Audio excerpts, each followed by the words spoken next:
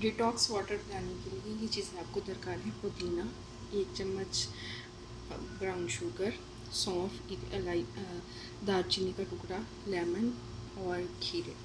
یہ blood pressure اور detox water دونوں کا کام کرتا ہے۔ تو اس کے لیے آپ نے سب سے پہلے پانی ایڈ کرنا ہے۔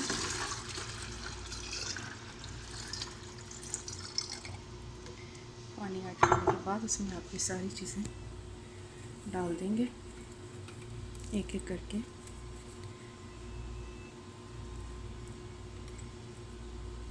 یہ ساری چیزیں آپ اس میں ایڈ کر دیں گے: لیمن،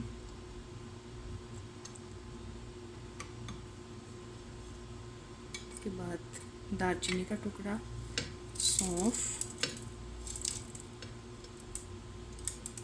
اور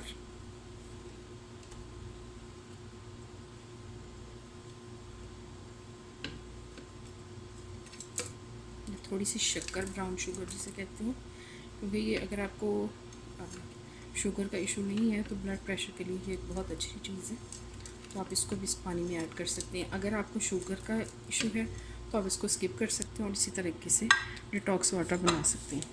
اب آپ اس کو اچھے طریقے سے شیک کریں اور اس پانی کو آپ فریزر میں رکھ دیں اور بعد میں اس کو روم ٹیمپریچر پر استعمال کریں۔ ویڈیو دیکھنے کا شکریہ۔